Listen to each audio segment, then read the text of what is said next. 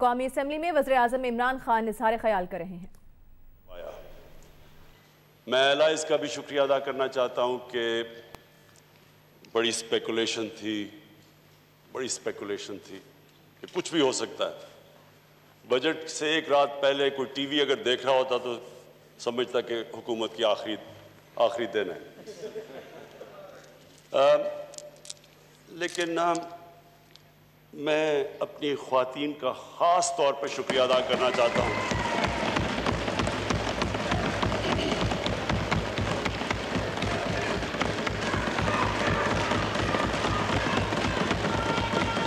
اس لیے مجھے chief weep عامر ڈوگر نے باقاعدہ پوری انفارمیشن دی کہ کس طرح ہماری خواتین نے ساری اسمبلی میں انہوں نے گین کتنا کیا، پہلے سال سے زیادہ انہوں نے سیکھا، ان کی جس طرح کی پرفارمنس رہی اسمبلی میں اور جو امپرومنٹس آئیں، تو میں اس لیے ان کو خاص طور پہ خراج تحسین پیش کرتا ہوں۔ میں اپنی مائنورٹیز ان کا بھی شکریہ ادا کرتا ہوں جس طرح انہوں نے پارٹیسپیٹ کیا ہمارے ساتھ۔ اسپیکر صاحب، میں سب سے پہلے آج پاکستان کے ہیروز کو اکنالج کرنا چاہتا ہوں۔ یہ پاکستان کے ہیروز ہیں جن کے میں نام لینے لگا ہوں۔ سب سے پہلے سب انسپیکٹر شاہد شہید،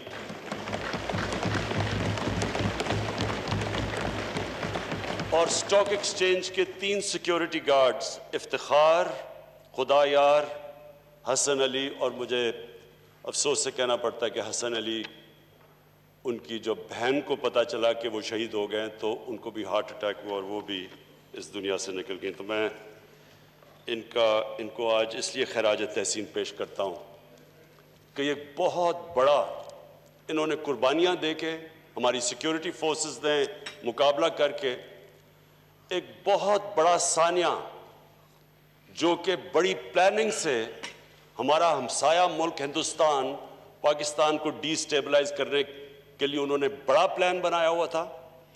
یہ بہت زیادہ اسلحہ لے کے آئے تھے۔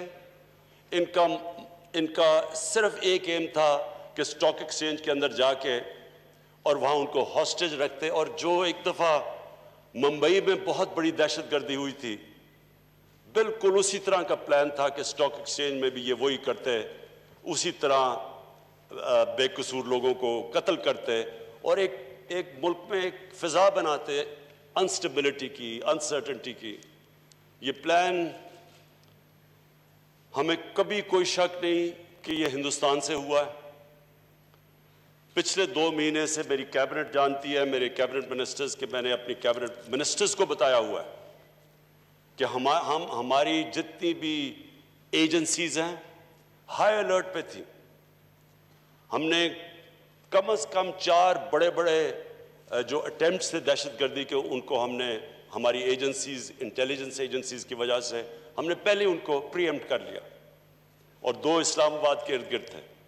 اس کی پوری ہماری تیاری تھی، اور یہ میں اللہ کا بھی شکر کرتا ہوں کیونکہ جتنی بھی آپ کی تیاری ہو،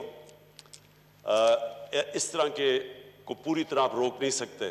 ہم سب جانتے ہیں کہ دنیا کی سب سے طاقتور بھی فوج اور ایجنسیز اس طرح کے اٹیکس روک نہیں سکتی، لیکن یہ بہت بڑی ہماری جیت ہوئی ہمارے ملک کی، اور ان شہیدوں کے علاوہ جو ہماری انٹیلیجنس ایجنسیز ہیں آج، میں ان کو بھی آج خراج تحسین پیش کرنا چاہتا ہوں۔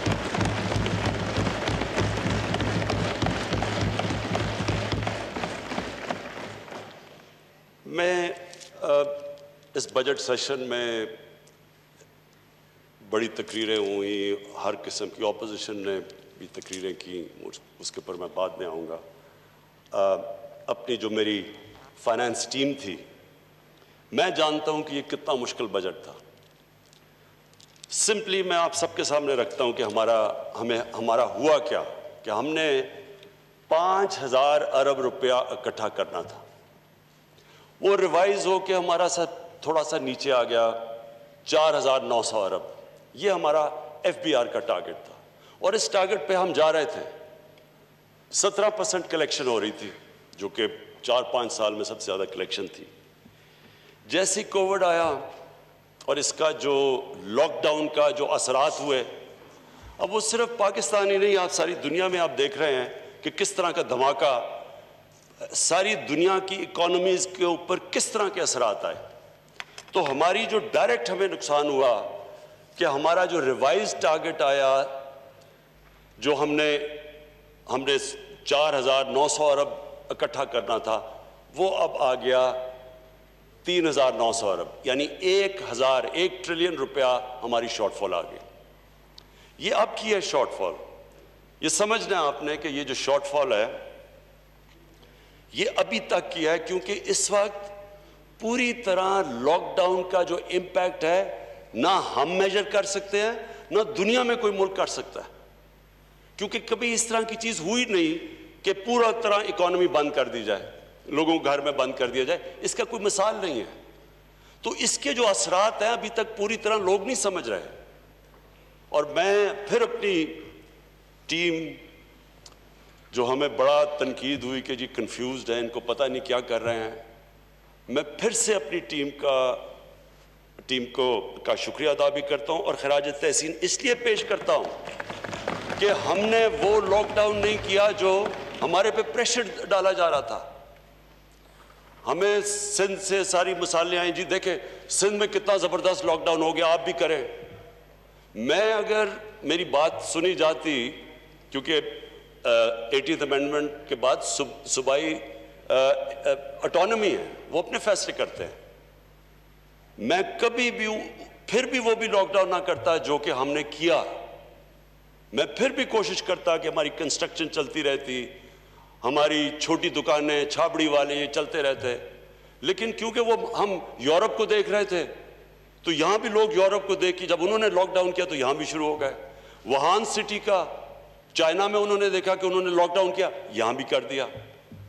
لیکن ہمارے جو حالات تھے اسپیکر صاحب، ہمارے حالات پہلے ہی اچھے نہیں تھے، اور جن بھی ملکوں کے اندر غربت ہو اور ڈیلی ویجر ہو اور انفارمل اکانومی ہو، کیونکہ 80% تو ہمارے مزدور ان کی رجسٹریشن ہی نہیں ہے۔ امریکہ جیسے ملک میں بھی لوگ لائنوں میں کھڑے ہو کے کھانا اس لیے لے رہے ہیں کیوں اس کے باوجود کہ وہاں رجسٹرڈ ہیں اور ان کو ان امپلائمنٹ بینیفٹ سیدھے بینک میں جا رہے ہیں، وہاں تو فارمل اکانومی ہے، ہماری 80% انفارمل اکانومی۔ تو ہم کدھر سے ڈھونڈتے کہ یہ جو چھابڑی والے بیچارے، یہ جو سارے غریب لوگ ایک دم بے بس گھروں میں بند ہو گئے، جنہوں نے دہاڑی کما کے اپنے بچوں کا پیٹ پالنا تھا، وہ بیچارے گھر بیٹھ گئے۔ اور جب مجھے تنقید ہو رہی تھی کہ جی آپ بھی بند کریں، جس طرح یہ ہندوستان میں ہوا اور یہ جس طرح سندھ میں کیا گیا، تو اسپیکر صاحب لوگوں سے اگر پوچھیں ان دنوں کے اندر، یہ غریب بستیوں میں جب جاتے تھے، گاڑی جب جاتی تھی گاڑی کے اوپر حملہ ہو جاتا تھا، لوگ گاڑی کو اٹیک کر دیتے تھے، بھوکے لوگ تھے بیچارے۔ تو شکر ہے ہم نے یہ پریشر بھی برداشت کیا، فیصلہ بھی کیا کہ ہم نے کنسٹرکشن کھول لیے، اپنی جو ایس او پیز کے ساتھ ہم اکانومی کھولتے رہے، ہم سب سے پہلے تھے اس میں۔ آہستہ آہستہ آج جو دنیا مان گئی ہے کہ صرف ایک ہی طریقہ ہے کووڈ کا مقابلہ کرنا، اور وہ ہے سمارٹ لاک ڈاؤن، آج دنیا یہ ایکسیپٹ کر بیٹھی ہے۔ اور میں پھر سے کہ ہم ماشاءاللہ ہم پہلے تھے، کنفیوژن ہمارے میں نہیں تھی، کنفیوژن انہوں میں تھی جنہوں نے کبھی پاکستان کے غریب علاقوں میں نہیں کوئی گیا۔ انہوں نے جو لوگ کہہ رہے تھے جی لاک ڈاؤن کرو، انہوں نے کبھی یہاں کچی بستیوں میں نہیں گئے، غریبوں کی بستیوں میں جا کے دیکھے تو صحیح 8 لوگ ایک کمرے میں ہیں، ان کو آپ لاک ڈاؤن کر دیں، جو بیچارے دیہڑی دار تھے وہ کدھر سے اپنے بچوں کا پیٹ پالتے۔ اور ہم بچے، ایک تو ہم نے جلدی کھولا، اور دوسرا میں آج ثانیہ نشتر اور ان کی ٹیم کو اس لیے خراج تحسین پیش کرتا ہوں کہ جس طرح انہوں نے اتنے تھوڑے وقت میں اتنا زیادہ پیسہ اور اتنی شفافیت سے ڈسٹریبیوٹ کیا، کوئی اس کی مثال نہ پاکستان میں ملتی ہے، نہ کسی بھی آپ دنیا کے ملک میں دیکھ لیں جدھر انفارمل اکانومی ہے، کوئی اس کی مثال نہیں ملتی، جس کی وجہ سے آج ہمارا اتنے برے حالات نہیں ہیں۔ لیکن اس کا یہ نہیں مطلب کہ آگے ہمارے برے حالات یہ جو لاک ڈاؤن ہے اس کی وجہ سے آئیں گے نہیں، کیونکہ سارا سروس سیکٹر متاثر ہے اس سے. مجھے اپنے جو ٹورزم کے اوپر ہمارا سارا علاقہ ناردرن ایریاز، یہ سارا گلیات، یہ جتنے بھی علاقے گرمیوں میں ٹورزم پہ ریلائی کرتے تھے وہاں سب ان کے آج برے حالات ہیں. ساری دنیا میں ٹورزم کے برے حالات ہیں، لیکن ہمارے یہ جو پہاڑی علاقے تھے وہاں تو صرف لوگ ڈیپینڈنٹ گرمیوں کی ٹورزم پہ کرتے تھے.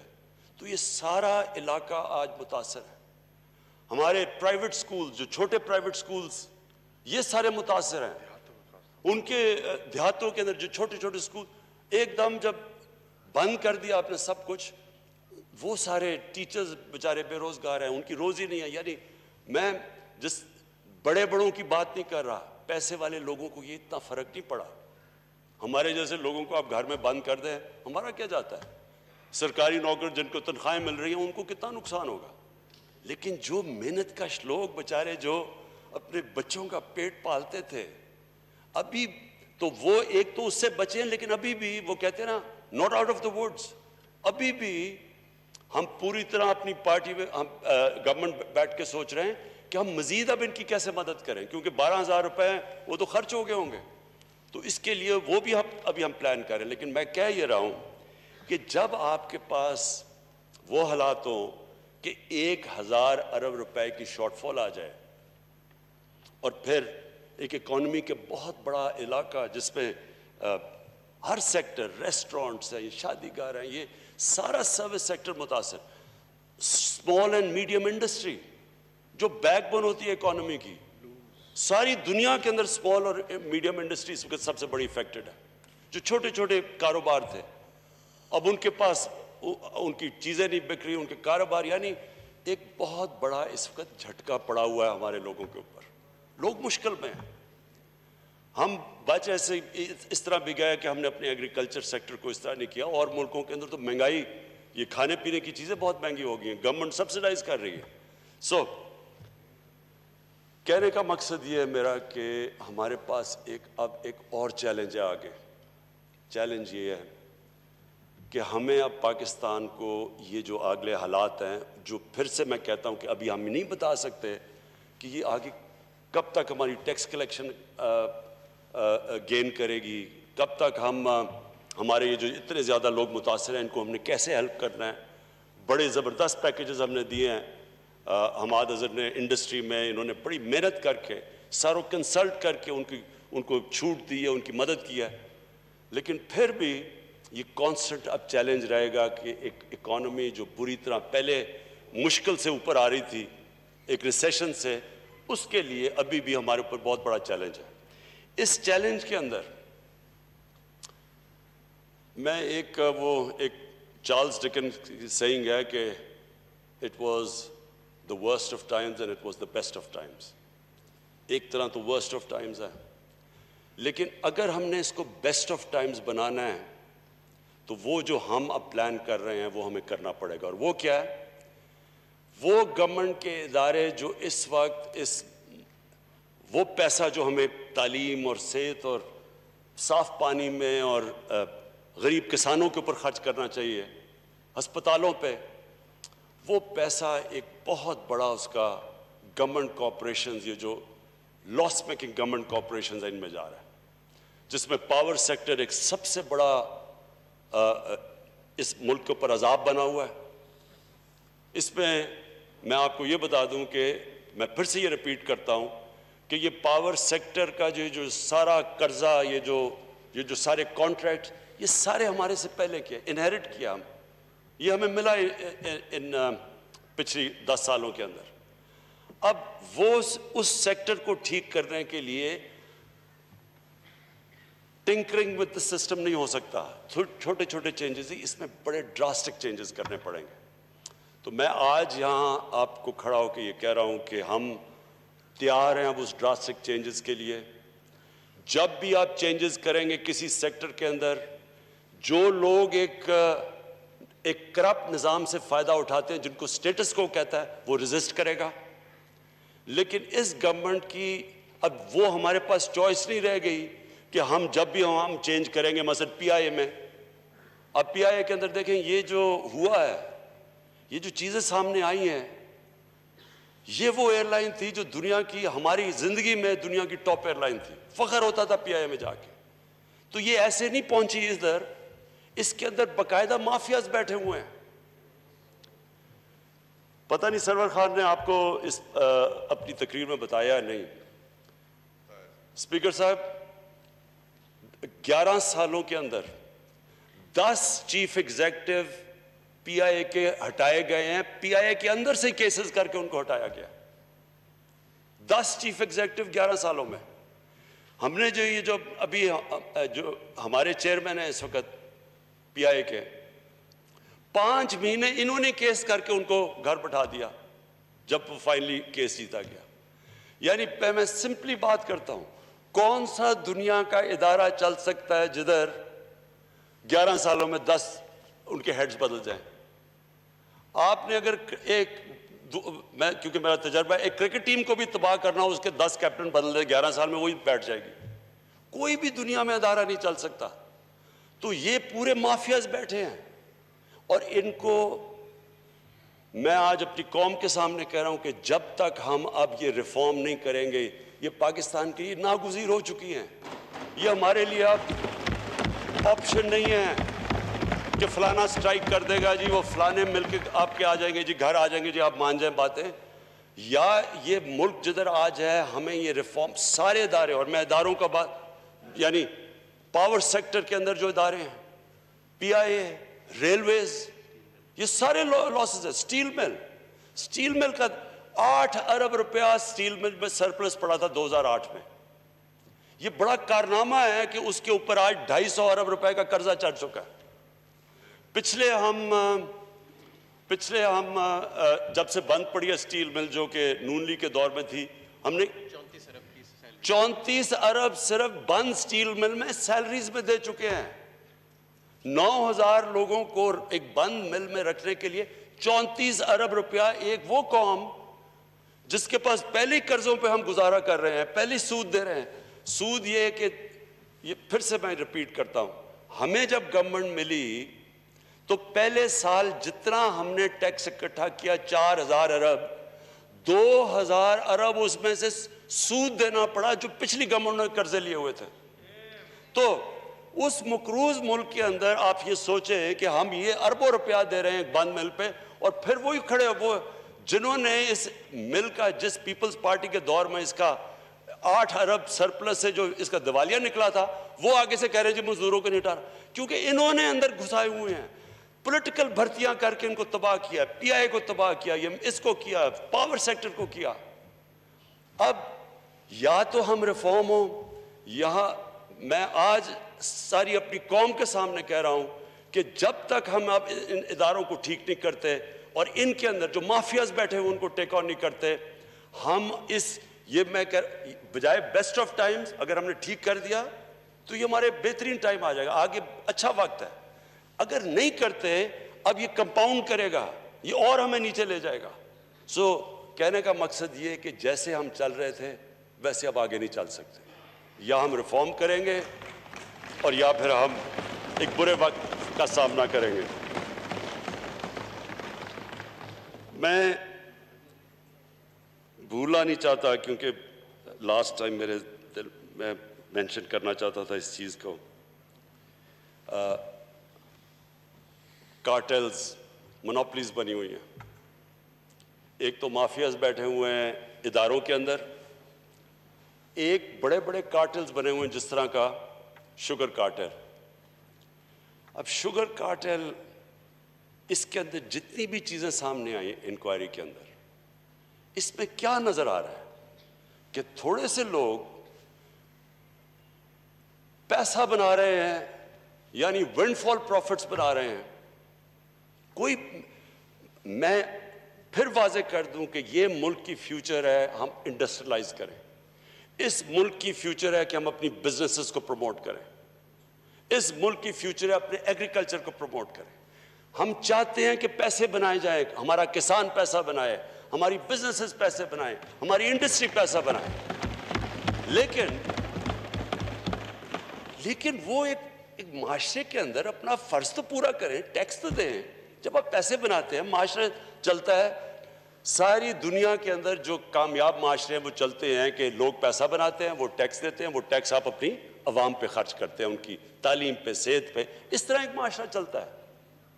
جو مدینہ کی ریاست کی میں بات کرتا تھا, اس سرکار مدینہ پہلی دفعہ دنیا کی تاریخ میں انہوں نے جو زکوٰۃ کا سسٹم نکالا, پیسے والے لوگ سے اکٹھا کرتے تھے اور نچلے لوگوں کے اوپر خرچ کرتے تھے. یہ آج سارے یورپ میں ویلفیئر سٹیٹس اس کے اوپر بیسڈ ہے. ہم یہاں کیا کر رہے ہیں, ریکارڈ پروفٹس, 29 ارب روپے کی سبسڈی 4 سال میں لے کے ساری شوگر مل انڈسٹری 9 ارب روپے کا ٹیکس دیتی ہے. اس کے علاوہ مہنگی چینی, لوگوں کو مہنگی چینی مل رہی ہے. اس کے علاوہ ساری جو ریگولیٹرز تھے جن کا کام یہ روکنا تھا, چیک کرنا تھا, اس کو کارٹلائزیشن کو چیک کرنا, وہ ساتھ ملے ہوئے تھے ان کے. ایف بی آر کے لوگ ساتھ ملے ہوئے ہیں, کمپٹیشن کمیشن کے لوگ ان کے ساتھ ملے ہوئے ہیں. کمپلیسٹی تھی. اور لوٹ کون رہے ہیں, کس کو لوٹ رہے ہیں؟ پاکستانی گورنمنٹ کو اور پاکستانی عوام کو اور بیچارے ہمارے کسان کو. یہ اسپیکر صاحب ہر جگہ ہو رہا ہے, اور یہ ہماری گورنمنٹ کی مشن ہے. ہماری مشن یہ ہے کہ ہم نے اس ملک میں, جب ہم کہتے ہیں انصاف کا نظام, عدل اور انصاف, وہ مطلب ہی یہ ہوتا ہے کہ جو محنت کرتا ہے وہ پیسہ بنائے, لیکن اپنا عوام, اپنا جو شیئر ہے وہ دے, تاکہ ہم نچلے سے لوگوں کے اوپر خرچ کر کے اوپر اٹھا دیں. وہ تو کبھی بھی ملک اوپر نہیں جا سکتا کہ چھوٹا سا طبقہ امیر ہوتا رہا اور باقی بیچاری عوام آپ بھوکا ننگا رکھیں. کوئی بھی آج تک ملک ترقی نہیں کر سکا. تو یہ سارے کارٹلز, ان سب کو میری یہ مشن ہے کہ ہم ان ساروں کو قانون کے نیچے لے کے آئیں گے.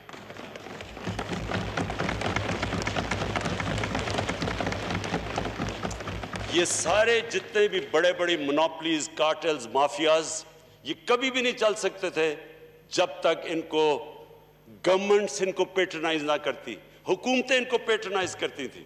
یہ جو شوگر مل یہ جو ساری شوگر مافیا ہے, کون اس میں بیٹھے ہوئے ہیں اوپر؟ میں بھی سوچوں کہ آصف زرداری کی بھی شوگر ملز ہیں, نواز شریف کی بھی شوگر مل ہے. بھئی آپ کی شوگر ملز ہیں کیوں؟ جب آپ غور سے جب پتہ چلتا ہے تو کیوں شوگر مل ہے؟ بلیک کا پیسہ وائٹ کرنے کے لیے شوگر ملز بنی ہوئی. تو یہ ایک جگہ نہیں ہے اسپیکر صاحب, یہ ہر جگہ ہے. ہم آہستہ آہستہ پہنچ رہے ہیں. ہم نے یہ جو انکوائریز کی ہیں, یہ ہم ہر جگہ انکوائریز کریں گے. ہم نے ہر جگہ یہ جو لوگ اس ملک کو ایکسپلائٹ کرتے ہیں, ان کے پیچھے جائیں گے. اور جو میں اپنی قوم سے میں جو وعدہ کر کے آیا تھا, میری قوم سے یہ وعدہ تھا کہ ہم نے اپنے جو ہماری ویژن ہے وہ مدینہ کی ریاست ہے. میں ایکسپلین کرتا ہوں. یہاں ایکٹنگ اپوزیشن لیڈر نے طنز کیا, اس سے مجھے باقی چیزیں تو میں مائنڈ نہیں کرتا ان کی, کیونکہ وہ بڑی اچھی وہ سیئنگ ہے کہ it's not what is said, who says it. کیا کون بات کر رہا ہے؟ تو جو یہ لوگ ہیں ان کی تو مجھے باتوں کا اس لیے فرق نہیں پڑتا, کیونکہ مجھے تو ان کا سارا اگلا پچھلا پتہ ہے. لیکن وہ ایک میری بڑی اچھی تھیوری ہے اس طرح کے لوگوں کے لیے, مائنڈ اوور میٹر. کیونکہ میں مائنڈ نہیں کرتا یہ, کیونکہ یہ میٹر نہیں کرتا ہے, اس لیے مجھے اس کی فکر نہیں ہے. لیکن اس نے جو طنز کیا, بڑا عاشق رسول بن گیا. دیکھیں یہی آدمی, یہ فارن منسٹر تھا, یہ جاتے ہیں واشنگٹن, وہاں ایشیا سوسائٹی کو وہ انٹرویو کر رہے تھے. وہ ایشیا سوسائٹی والا ان سے پوچھتا ہے کہ آپ میں پی ایم ایل این میں اور پی ٹی آئی میں فرق کیا ہے؟ بڑے اپنا سوٹ شوٹ پہن کے بتا کے کہ ہم لبرل ہیں اور یہ دینی جماعت کے ساتھ ہیں, یعنی ہم پی ٹی آئی دینی جماعتوں کے ساتھ ہے اور یہ لبرل ہے. یہ لبرل ہیں لیکن صرف ایک طرح, یہ لبرلی کرپٹ ہے. مجھے اسپیکر صاحب میں کیونکہ میں مغربی کلچر کو ان سب سے بہتر جانتا ہوں، میرا کرکٹ کی وجہ سے ٹائم گزرا ہے، میں آج آپ کو اس اسمبلی کے فلور پہ کہنا چاہتا ہوں، جتنا نقصان اس ملک کی لیڈرشپ نے پاکستان کو پہنچایا ہے، ہمارے امیج کو کوئی دشمن نہیں پہنچا سکتا تھا۔ یہ کیا کرتے ہیں، میں تب سے سن رہا ہوں، یہ 1988 سے میں یہ سن رہا ہوں، جو جاتا ہے مغرب میں وہ کیا کہتا ہے، جناب مجھے بچا لو، امریکنوں کو کہتا ہے کہ مجھے بچا لو، میں آپ کی طرح لبرل اور ماڈریٹ ہوں، باقی یہ سارے یہ ملک میں انتہا پسند ہیں، اگر مجھے نہ بچائے انتہا پسند پاکستان کو ٹیک اوور کر لیں گے۔ یہ کانسٹنٹلی آپ کوئی سٹیٹمنٹس ان کو اٹھا کے دیکھیں، یہ سارے وہاں جا کے لبرل بن جاتے ہیں، ماڈریٹ بن جاتے ہیں، کیونکہ ان کا ایمان نہیں ہے۔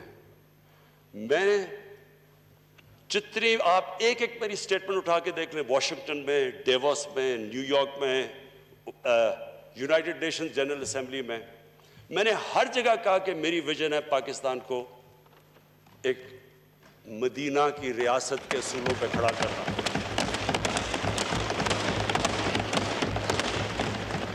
میں نے اسپیکر صاحب جنرل اسمبلی کے اندر باقاعدہ میرے خیال میں پہلی دفعہ کسی نے وہاں یہ بتایا کہ مدینہ کی ریاست کیا تھی، کیسے اس نے خواتین کو، عورتوں کو رائٹس دیے، غلاموں کو آزاد کیا،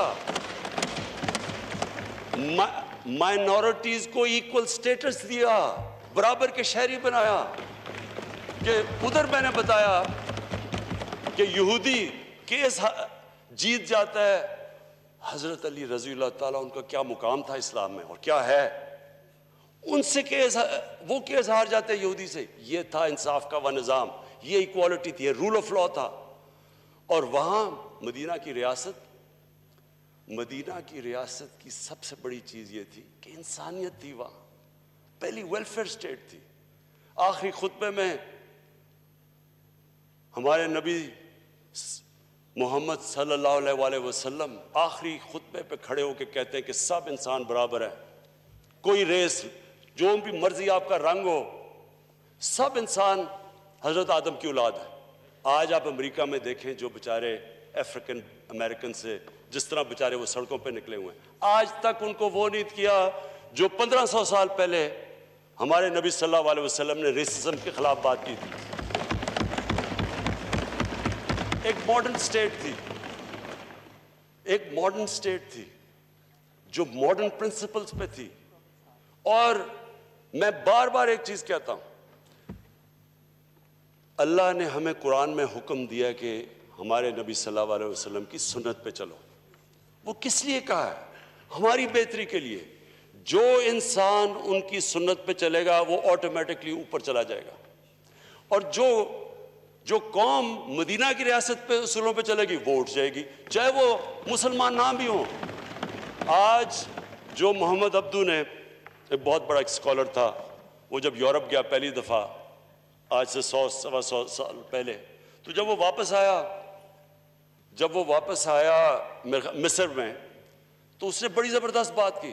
اس نے کہا میں یورپ گیا، وہاں مسلمان نہیں نظر آئے لیکن بڑا اسلام نظر آیا، اور واپس آ کے کہتا مصر میں کہ یہاں مسلمان تو بہت ہے، مجھے بڑا کم اسلام نظر آ رہا ہے۔ جو ان کی سنت پہ چلے گا اللہ تو اس کو مانتا ہے۔ جو انسانیت ہوگی، جس معاشرے میں انصاف ہوگا، جس میں میرٹ ہوگی، جس کے اندر انسانوں کو برابر کا سمجھا جائے گا، وہ معاشرہ دنیا میں اوپر چلا جائے گا۔ اور آج آپ نے اگر اسکینڈینیوین، جو میں نے جا کے دیکھا اسکینڈینیوین ممالک میں، آپ دیکھیں گے کہ وہاں کس طرح کی ان کی کتنے وہ قریب ہیں مدینہ کی ریاست کے اور ہم کتنے دور ہیں اس سے۔ جو مجھے جو میرا آخری پوائنٹ ہے، آخری پوائنٹ سے پہلے میں صرف آج سب اس ہال کے سامنے اکنالج کرنا چاہتا ہوں جو پاکستان کے ہیلتھ ورکرز ہیں، ہمارے ڈاکٹرز ہیں، جتنی وہ فرنٹ لائن میں محنت کر رہے ہیں۔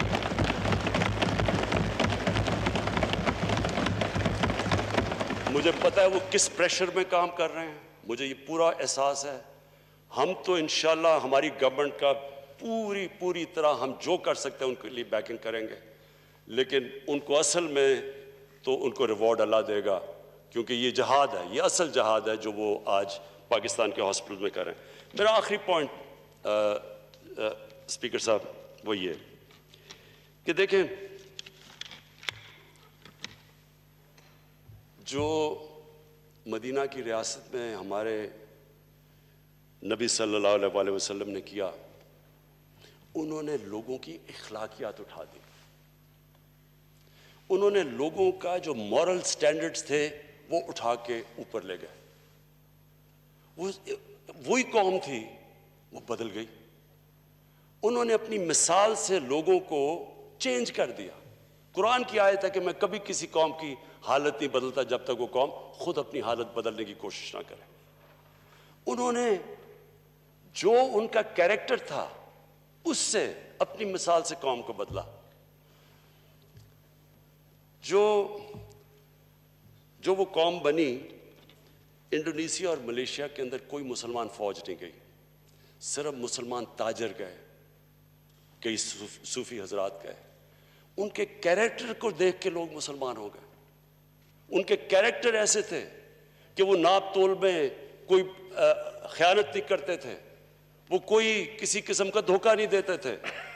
وہ کیریکٹر ایسا تھا کہ لوگ متاثر ہو کے اسلام قبول کیا۔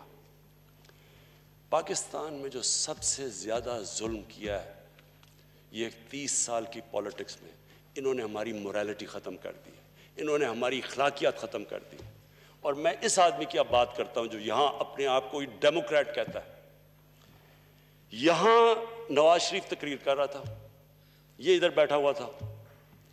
نواز شریف اپنی تقریر میں کہتا ہے یہ ہیں وہ دستاویزات جو بتائیں گے کہ لنڈن کے فلیٹس کدھر سے خریدے گئے۔ پینما میں پکڑے گئے، ان کے نام آ گیا ان کا، اسے پہلے تو مانتے نہیں تھے، اب انہوں نے بتانا تھا کہ پیسہ آیا کدھر سے۔ یہاں اسمبلی میں یہ ہیں وہ دستاویزات۔ اس کی بدقسمتی نواز شریف کی، اس کو کیا پتا تھا کہ اس نے سپریم کورٹ میں چلے جانا ہے، اور وہ میں اپنی پارٹی کو خاص داد دیتا ہوں کہ ہماری موومنٹ کی وجہ سے وہ سپریم کورٹ پہنچا۔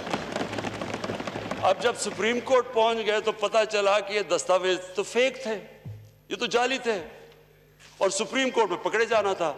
تو سپریم کورٹ میں ایک اور جعلی چیز آ گئی، قطری خط آ گیا۔ جو آدمی اس طرح جھوٹ بولے، ملک کا سربراہ وہ جھوٹ بولے، اور یہ صاحب یہاں بیٹھ کے کہتے ہیں میاں صاحب فکر نہ کریں، لوگ پینما کو بھول جائیں گے تھوڑی دیر کے بعد۔ یعنی قوم کا پیسہ چوری کر کے ملک کا سربراہ باہر لے کے جا رہا ہے۔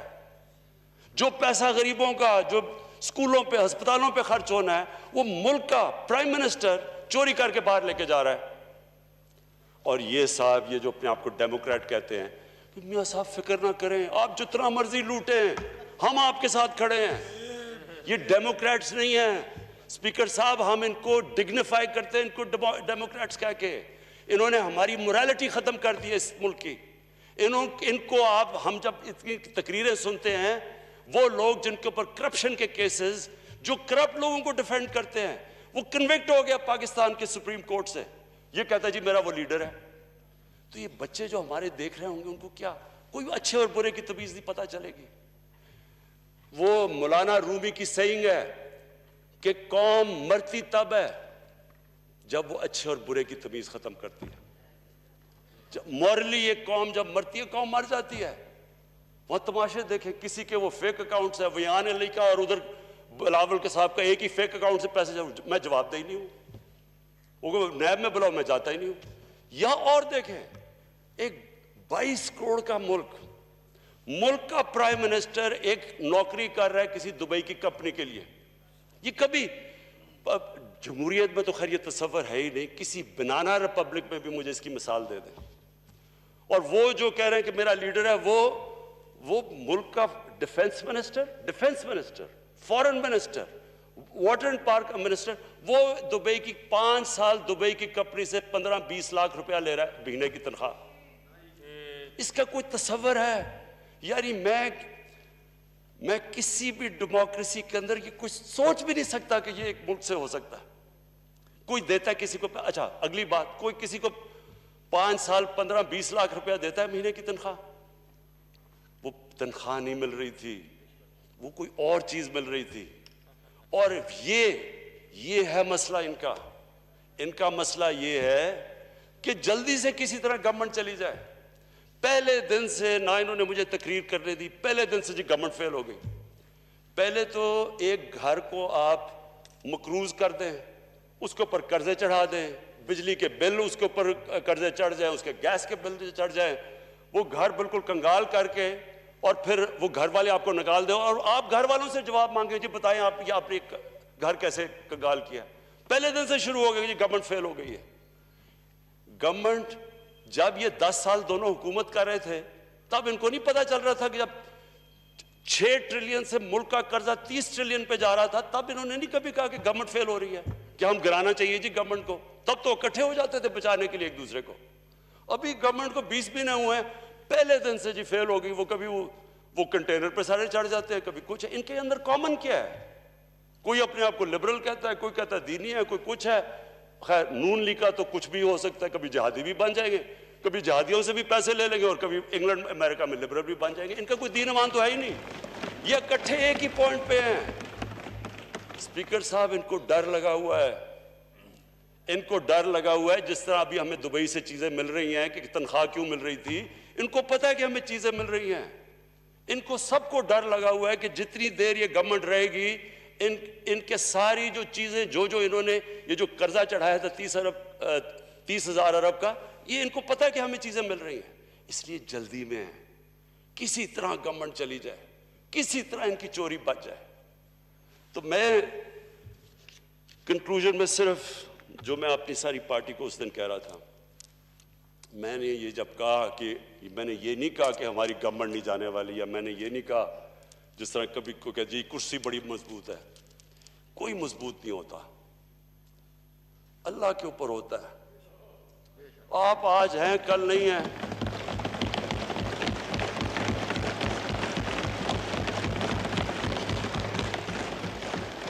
स्पीकर साहब, मैं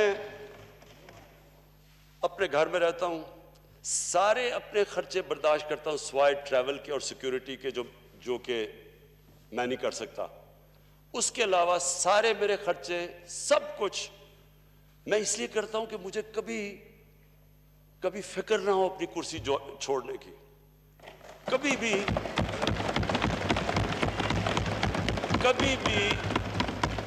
कभी भी मुझे अपने असूलों पे और नजरिए पे कॉम्प्रोमाइज ना करना पड़े। जब भी मुझे कहा गया कि जो हो ये चीनी माँ ये तो मुशर्रफ नहीं कर सका, तो ये तो आपको गिरा देंगे, या भी पीआई की जी रिपोर्ट दबा दें। सोचे, मैं कहते पीआई की रिपोर्ट दबा दो, यानी आप अगर फेक नहीं ये पब्लिश करते हैं कि ये लोगों के फेक लाइसेंसेस है, यानी लोगों की जानों खतरे में। अगर कोई आपको पता हो रिपोर्ट में कि कोई फेक लाइसेंस है और आप ना करें, कोई क्रैश हो जाए, तो खून तो मेरे हाथों पे है, हम सारी कौम के ऊपर है। तो कभी भी, और मेरे यंग पार्लियामेंटेरियंस को मैं ये कहना चाहता हूं कि कभी भी आपको अपनी कुर्सी छोड़ने से घबराना नहीं चाहिए, कभी डर नहीं होना चाहिए।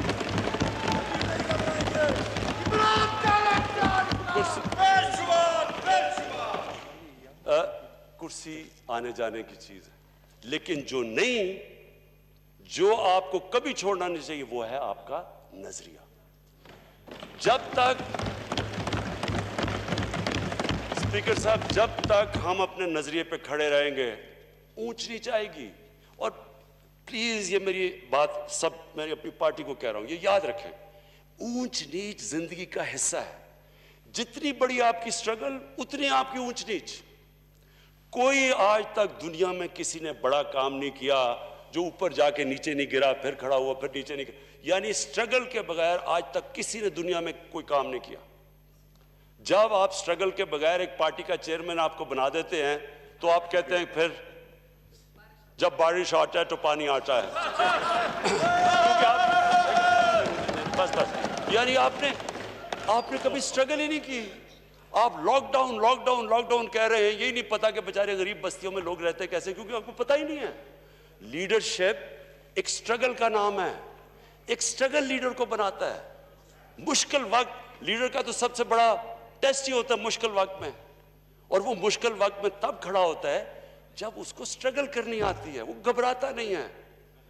تو یہ جو ہمارا ملک جدھر آج کھڑا ہے, اسپیکر صاحب, یہ میں آج آپ سب کے سامنے کہوں کہ پھر سے میں ریپیٹ کرتا ہوں, کئی طرح یہ ہماری تاریخ کا سب سے مشکل وقت ہے, اور کئی طرح انشاءاللہ یہ اگر ہم یہ جو ریفارمز میں نے آپ کو کہہ دیں, جو ہمارا پورا پروگرام بن گیا ہے کنسٹرکشن انڈسٹری کے اوپر, میں خود سارا میں پورا میرے آفس سے ساری کنسٹرکشن انڈسٹری کو ہم اس لیے چلا رہے ہیں, جو میں خود مانیٹر کر رہا ہوں, کہ اسی سے ہمارے لوگوں کو نوکریاں ملیں گی. جب تک ہمارا ایک ینگ پاپولیشن ہے ان کو ہم نے نوکریاں دینی ہے, وہ کنسٹرکشن سے ملے گی, ایگریکلچر کو پوری ہم مدد کر رہے ہیں, اور پھر تیسری انڈسٹری, کہ انڈسٹری اور خاص طور پہ اسمال اور میڈیم, ان کی پوری کوشش کریں گے ان کو چلانے کے لیے. لیکن یہ ہمیں سمجھ آنا چاہیے کہ یہ جو اللہ نے ہمیں ملک دیا ہے, جو اللہ نے تحفہ دیا پاکستان کا, یہ تحفہ ہے.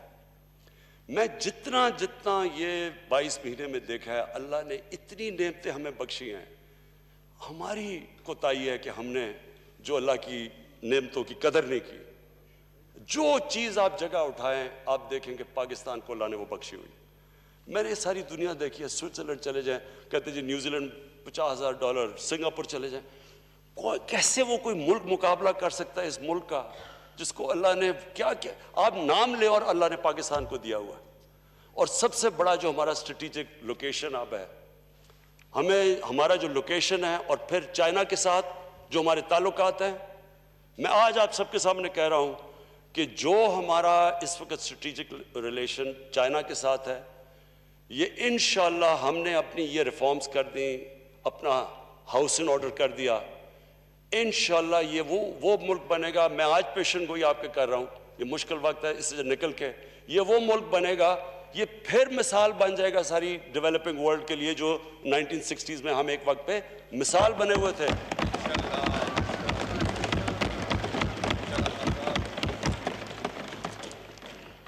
میں پھر سے یہ آپ کو سب کو یہ کہہ دوں کہ کبھی بھی اس ہماری جماعت کو, ہماری گورنمنٹ کو کوئی نہیں کرا سکتا جب تک کہ ہم اپنے نظریے پہ کھڑے رہیں, اپنے پرنسپل پہ. ہم تب نیچے جائیں گے جب یہ جو کہتے ہیں نا, یہ سارا شور مچا ہوا کہ کسی طرح بس 6-7 لوگوں کو عمران خان کہہ کہ جی فکر نہ کرو میں NRO آپ کو دے دیا. جنرل مشرف کی اس گورنمنٹ اتنی بری نہیں تھی, لیکن جو اس نے NRO دیا اس نے اس ملک کو ادھر کھڑا کیا لا کے. آپ دیکھ لیں NRO سے پہلے پاکستان کی اکانومی دیکھ لیں, سب کچھ دیکھ لیں, قرضے دیکھ لیں. وہ جو 2 NRO دیے انہوں نے, اس کے بعد جو 10 سال میں ملک لوٹا گیا, وہ یہی چاہ رہے ہیں میرے سے کہ کسی طرح عمران کے اوپر پریشر ڈلوا کے, کسی طرح -1 کروا کے یہ بچ جائیں گے. انہیں نہیں پتا کہ یہ -1 ہو بھی گیا تو باقی بھی کوئی ان کو نہیں چھوڑے گا انشاءاللہ. ایک خبر آپ کو دے دوں, شفقت محمود صاحب کی فہیم پلیز, شفقت محمود صاحب کی والدہ وفات پائی ہے. میں قادری صاحب سے ریکویسٹ کروں گا دعا فاتحہ کریں. اللہم آمین. الحمدللہ رب العالمین, والصلاة والسلام علی اشرف الانبیاء والمرسلین. وزیر اعظم عمران خان قومی اسمبلی میں اظہار خیال کر رہے تھے. انہوں نے سب سے پہلے کہا کہ پاکستان سٹاک ایکسچینج حملے کے شہداء کو خراج عقیدت پیش کرتا ہوں. بھارت پاکستان کو غیر مستحکم کرنے کا منصوبہ بنا رہا ہے. وزیر اعظم عمران خان نے کہا کہ پاکستان سٹاک ایکسچینج حملے میں بھارت ملوث ہے. اس وقت قومی اسمبلی میں شفقت محمود کی والدہ کے ایصال ثواب کے لیے دعا کرائی جا رہی ہے.